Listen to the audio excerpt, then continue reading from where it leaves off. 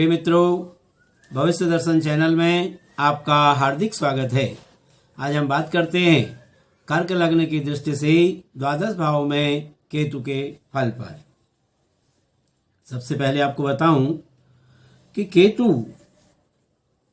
जो ग्रह है ये तर्क, बुद्धि, ज्ञान, वैराग्य, कल्पना, अंतर्दृष्टि, मर्मज्ञता, विक्षोभ और अन्य मानसिक गुणों का कारक है।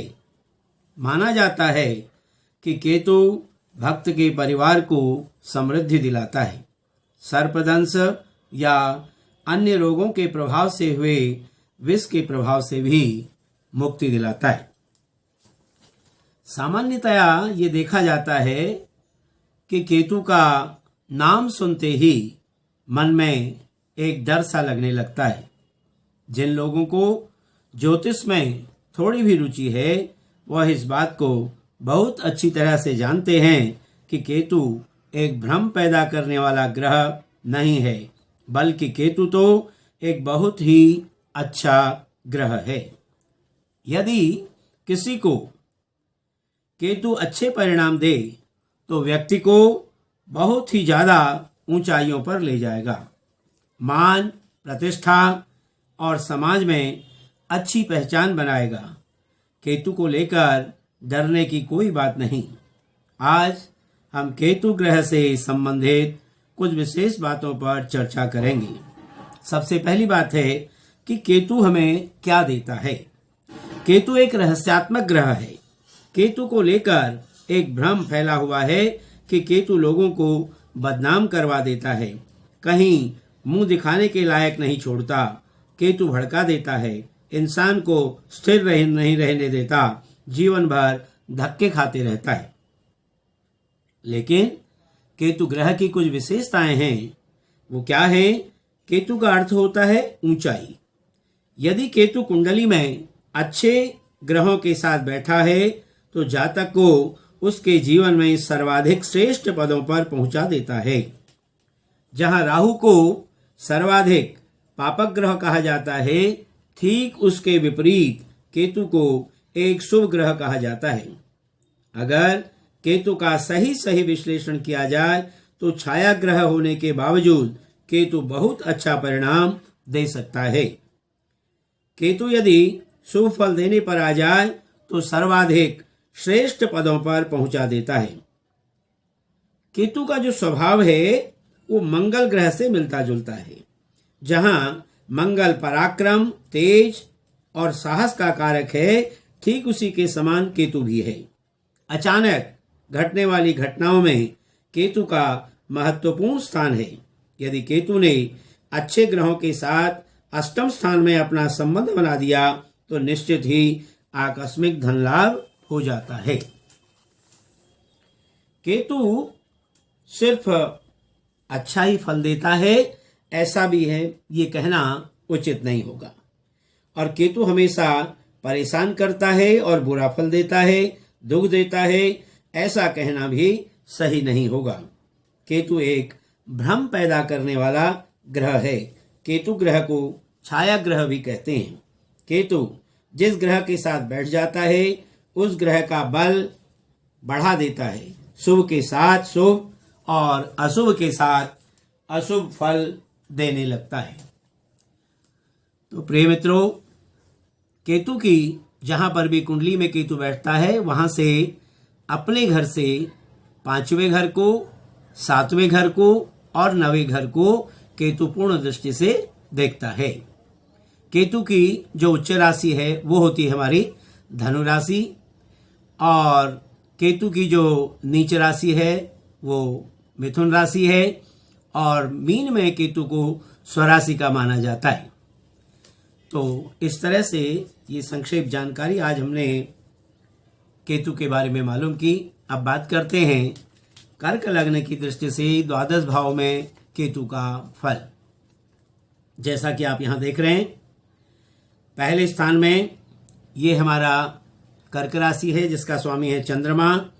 तो यहाँ पर कर्क राशि में स्थित केतु के प्रभाव से ऐसे जातक के शरीर पर किसी गहरी चोट का निशान बनता है। माता की बीमारी की संभावना बनी रहती है। शारीरिक शक्ति जातक की दुर्बल होती है। कभी कभी जातक को मृत्यु तुल्य कष्ट का भी सामना करना पड़ता है। अपनी प्रसिद्धि एवं प्रभाव वृद्धि के लिए ऐसा व्यक्ति सदैव प्रयत्नशील रहता है। हम बात करते हैं द्वितीय भाव की। जो दूसरे भाव में यहाँ देख रहे हैं आप, सिंह राशि है जिसका स्वामी है सूर्य। ऐसे अपने सूर्य की सिंह राशि के प्रभाव पर, केतु के प्रभाव से जातक को, ये केतु जो है धन स्थान, कुटुंब का स्थान है हमारा, ये यहाँ पर धन हानि करा देता है। आर्थिक कमी के कारण जातक को मुसीबतों का सामना करना पड़ता है। परिवार से भी जातक को दुख उठाना पड़ता है, पर बाद में थोड़ी बहुत सफलता भी जातक को प्राप्त हो जाती है। हम बात करते हैं तृतीय भाव की। तीसरे स्थान में यहाँ पर देख रहे हैं आप, ये हमारे छोटे भाई बहनों का हिम्मत का, पराक्रम का, साहस का भाव है। यहाँ पर बुध की कन्या राशि पर स्थित केतु के प्रभाव से जातक के पराक्रम में वृद्धि होती है। विवेक, कठिन परिश्रम के द्वारा जातक को सफलता प्राप्त होती है। स्वभाव जातक का उद्दंड एवं उग्र होता है। शालीनता की कुछ कमी रहती है। ऐसा जातक संपूर्ण जीवन संघर्ष करता रहता है। हम बात करते हैं चतुर्थ भाव की। चतुर्थ भाव हमारा माता, भूमि, भवन, वाहन का भाव है। यहाँ पर शुक्र की तुला राशि पर स्थित केतु के प्रभाव से जातक के सुख में कुछ कमी रहती है। दूसरी जगह जाकर के ऐसे जातक को रहना पड़ता है। घरेलू सुख में भी कुछ न्यूनता रहती है।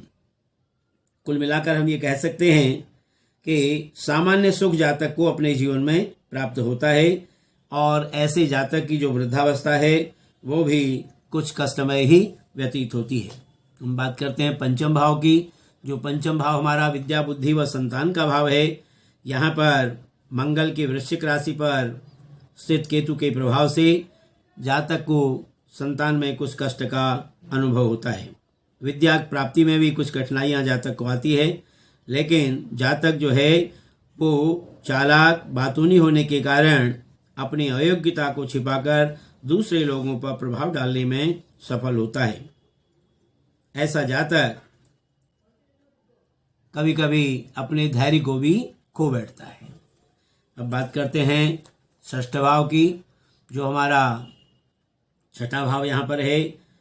अपने छठे स्थान पर अपने गुरु धनु राशि पर यहाँ पर केतु जो है उच्च का हो जाता है, तो जातक को शत्रु पक्ष पर सफलता और विजय दिलाता है। कठिन से कठिन संकट के भी धैर्य तथा साहस देता है। कठोर परिश्रम के बल पर जातक उन्नति के लिए सदैव प्रयत्नशील रहता है। ऐसा जातक स्वभाव से प्रायः कठोर होता है। हम बात करते हैं सप्तम भाव की, जहाँ सप्तम भाव हमारा ये जाया या व्यवसाय का भाव है। अपने शनि की मकर राशि पर स्थित केतु के प्रभाव से जातक को स्त्री पक्ष से कुछ हानि उठानी पड़ती है। व्यवसाय के क्षेत्र में भी जातक को कुछ कठिनाइयाँ मिलती रहती हैं। विशेषता जातक की बढ़ी रहती है। कुल मिलाकर हम ये कह सकते हैं कि ऐसा जातक जो है वो परिश्रम से कठिनाइयों पर विजय प्राप्त कर लेता है, और ये स्वभाव से कुछ जिद्दी और हठी होता है। हम बात करते हैं अष्टम भाव की, जहाँ अष्टम भाव जो है हमारा, ये हमारा आयु का भाव है। यहाँ पर आठवें घर में देख रहे हैं, यहाँ पर कुंभ राशि है जिसका स्वामी है शनि। तो ऐसे शनि की कुंभ राशि पर स्थित केतु के प्रभाव से जातक को संकटों का सामना करना पड़ता है। पेट विकार प्रायः ऐसे जातक का बना रहता है। ऐसा जातक चिंताओं से ग्रस्त रहता है। धन का संकट भी जातक को यदा कदा बना रहता है। फिर भी हम ये कह सकते हैं कि उसका काम कुछ रुकता नहीं है, काम निरंतर चलता रहता है। अब बात करते हैं नवम भाव की, जो हमारा भाग्य भाव है, धर्म का भाव है। यहाँ पर नवें स्थान में अपने गुरु की मीन राशि पर स्थित केतु के प्रभाव से जातक को भाग्योन्नति के लिए कठिन परिश्रम करना पड़ता है। ऐसा जातक संकटों एवं असफलताओं का शिकार भी होता है। ऐसे जातक की जो भाग्योन्नति है वो बहुत धीरे धीरे होती है। कुल मिलाकर हम ये कह सकते हैं कि जातक यहाँ पर नवम भाव में केतु जो है वो धर्म के प्रति तो ठीक रहता है, लेकिन भाग्योन्नति में कुछ कठिनाइयां देता है। अब बात करते हैं दसम भाव की। जो हमारा दसम भाव पिता, राज्य और व्यवसाय का भाव है, यहाँ पर अपने शत्रु मंगल की मेष राशि पर स्थित केतु के प्रभाव से जातक को पिता की ओर से हानि और कष्ट का सामना करना पड़ता है, और व्यवसाय के लिए भी जातक को कठिन परिश्रम करना पड़ता है। प्रतिष्ठा को ऐसे जातक का बड़ा धक्का पहुंचता है, पर वह अपने परिश्रम के द्वारा अपनी प्रतिष्ठा को पुनः प्राप्त कर लेता है। हम बात करते हैं हम एकादश भाव की, जहां पर अपने 11वें भवन में अपने शुक्र की वृष राशि पर स्थित केतु के प्रभाव से जातक को अधिक लाभ के लिए कठोर परिश्रम करना पड़ता है। चतुराई के द्वारा जातक के आय में वृद्धि होती है, फिर भी परेशानियों एवं संकटों का सामना जातक को करना पड़ता है। फिर भी हम ये कह सकते हैं कि ऐसा व्यक्ति स्वार्थी एवं परिश्रमी होता है। हम बात करते हैं द्वादश भाव की, जहाँ पर द्वादश भाव हमारा ये व्यय का भाव है, बाहरी स्थानों का भाव है। यहाँ पर अपने मित्र बुध के मिथुन राशि पर स्थित नीच के केतु के प्रभाव से जातक को खर्च के संबंध में कठिनाइयों का सामना करना पड़ता है। कठिन परिश्रम जातक जो है वो जातक को करना पड़ता है। ऐसा व्यक्ति अपने जीवन में प्रायः सामान्य रूप से ही जो है सुख की प्राप्ति इसको अपने जीवन में हो पाती है। प्रिय मित्रों, इस प्रकार आज हमने कर्क लग्न की दृष्टि से द्वादश भाव में केतु के फल पर विचार किया। आपको यदि हमारा यह कार्यक्रम अच्छा लगा हो तो आप हमें लिखें, आप हमारी वीडियो को शेयर करें, सब्सक्राइब करें। फिर हम नई वीडियो लेकर के आपके सामने उपस्थित होंगे। तब तक के लिए धन्यवाद।